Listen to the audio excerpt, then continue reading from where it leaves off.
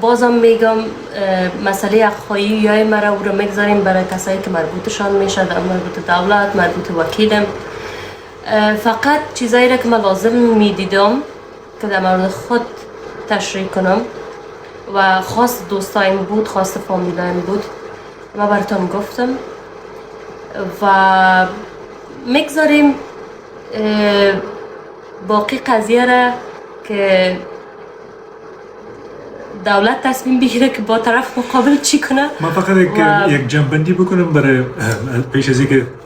برنامه را ختم بکنیم. من امیدوار هستم که بعض چیزایی که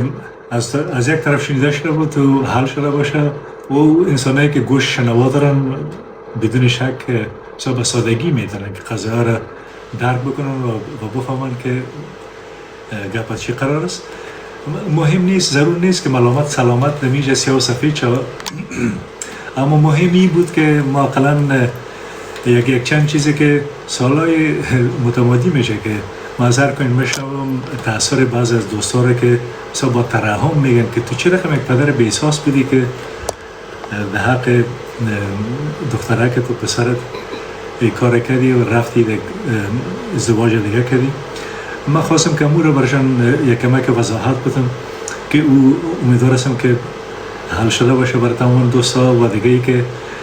تاثیرشان در مورد